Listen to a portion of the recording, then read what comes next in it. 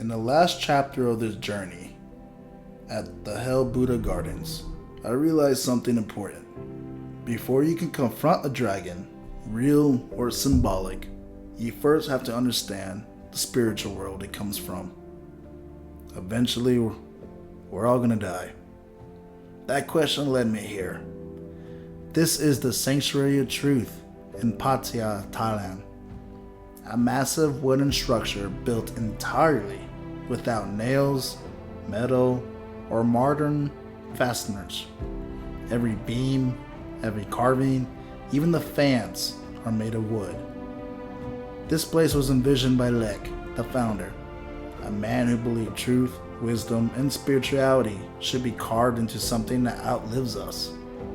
If I was going to seek insight before continuing to hunt for the Bangkok dragon, this felt like the right place to listen first.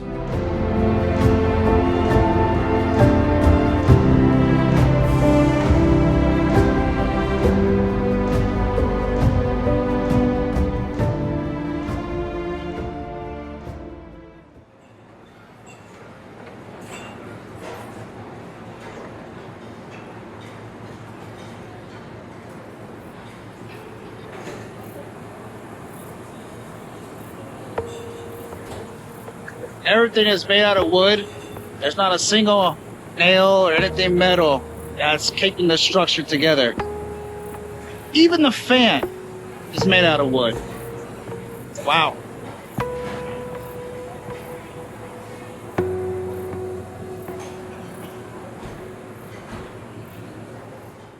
The first truth represents the concept of human equality. No matter how rich you are, where you're from, or which religion you believe in, we are all the same and are all composed of the four basic elements.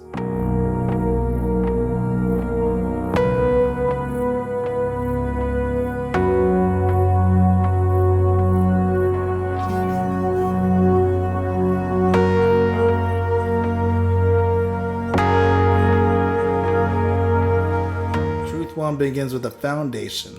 The life is bigger than we can touch and measure. The sanctuary reminds us that the spirit, meaning, and purpose are real forces even when they can't be seen.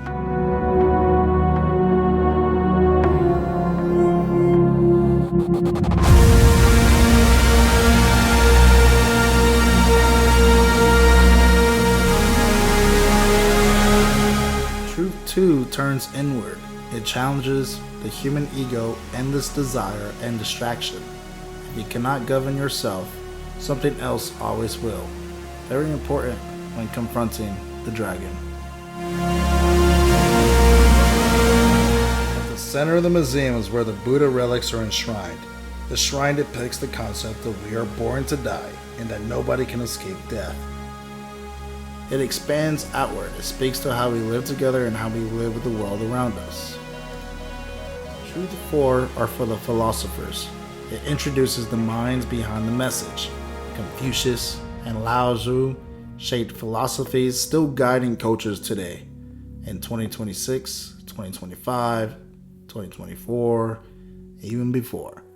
The dragon appears here not as monsters, but as symbol of wisdom and transformation.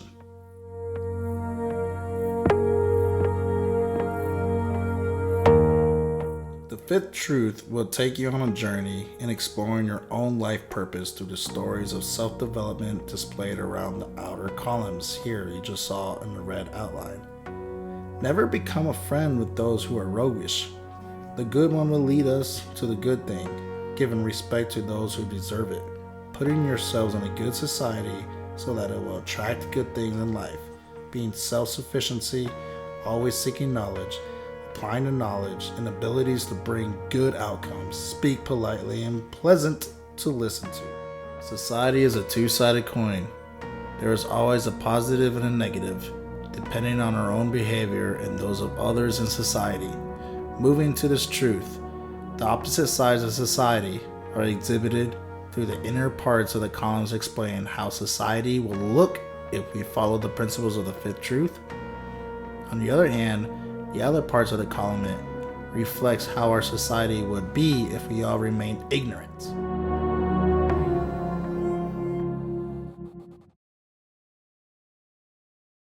And so now we transition to our next act, which is the stillness and the ordinary, things that we have noticed.